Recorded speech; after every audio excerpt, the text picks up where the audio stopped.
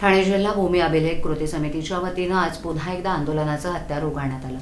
आज दुपारी भूमी अभिलेख विभागातील कर्मचाऱ्यांनी ठाणे जिल्हाधिकारी कार्यालयाबाहेर निदर्शनं करत शासनाच्या विरोधात जोरदार घोषणाबाजी केली।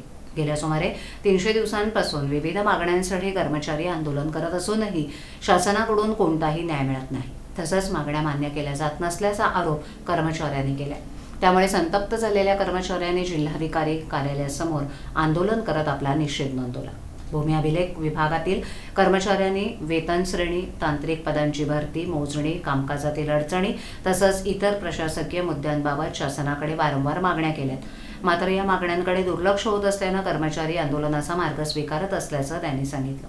आज भूमी अभिलेख कर्मचारी कृती समिती महाराष्ट्र राज्याचे समन्वयक सुनील गोडसे यांनी खासदार संजय राऊत यांना निवेदन दिले। या आंदोलनात मोठ्या संख्येनं भूमी अभिलेख कर्मचारी सहभागी झाले होते। मागण्या तातडीनं मान्य न झाल्यास आंदोलन अधिक तीव्र करण्याचा इशाराही कृती समितीच्या पदाधिकाऱ्यांनी दिला।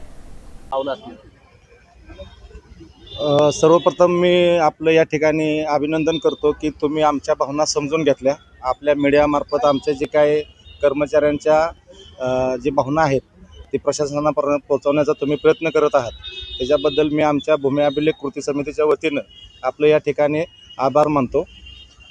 आज शासनाच्या काही धोरणामुळं जे काय आपल्या भूमी अभिलेख कर्मचाऱ्यांना आज आंदोलनात उतरावं लागत आहे, ह्याचं सर्वस्वी दोष आम्ही शासनाला देत नाही, हे आमच्या प्रशासनाला देतो।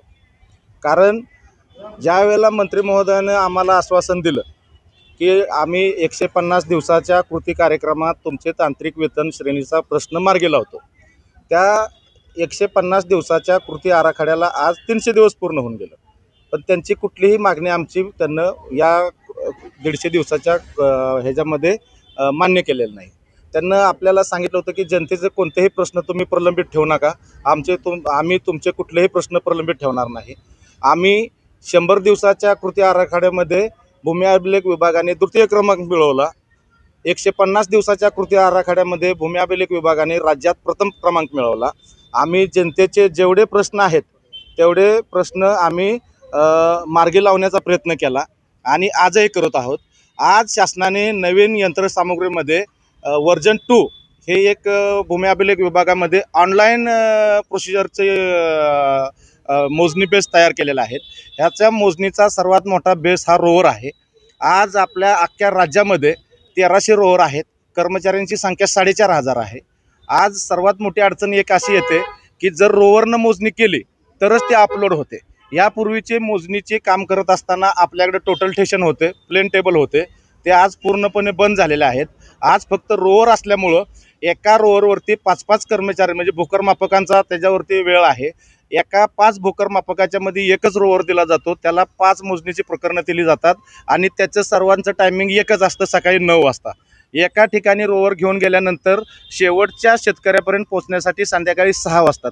त्याच्यामुळं तिथं जी जागेवरती मोजणीची तारीख मिळाल्यामुळे जे शेतकरी उपस्थित राहतात त्यांच्यामध्ये असंतोष निर्माण व्हायला लागला की बाबा आज माझ्याकडे मोजणीची तारीख असल्यामुळं तुम्ही तिथं जागेवरती उपस्थित राहिला नाही। त्याच्यामुळं कर्मचाऱ्यांच्या मधले त्यांना हा बेस तर त्यांच्या लक्षात येत नाही की रोवर एकच आहे, जरी कर्मचारी 5 असले तरी आमची शासनाला एक नम्र विनंती आहे की तुम्ही जी भूमी अभिलेख विभागातले जी सर्वात मोठ्या पायाभूत सुविधा आहेत त्या त्यांना दिल्यानंतर आमचे कर्मचारी काम करायला आजही मागं पुढं बघत नाहीत। आम्ही 100% जनतेच्या सेवेसाठी उपलब्ध आहोत। फक्त आमचे कर्मचाऱ्यांची सर्वात महत्त्वाची मागणी एक आहे की त्यांना पायाभूत सुविधा देण्यात याव्यात आणि आमच्या जी समान काम समान वेतन या न्यायाप्रमाणे आज आमच्याकडे BE सिव्हिल इंजिनियर लोक आज 19,500 मध्ये काम करतात। त्यांना बाबा जी इतर विभागातले भूकरमापकांना जे काही वेतन श्रेणी आहे ती तात्काळ तांत्रिक वेतन श्रेणी लागू करावी, एवढीच आमची नम्र विनंती आहे।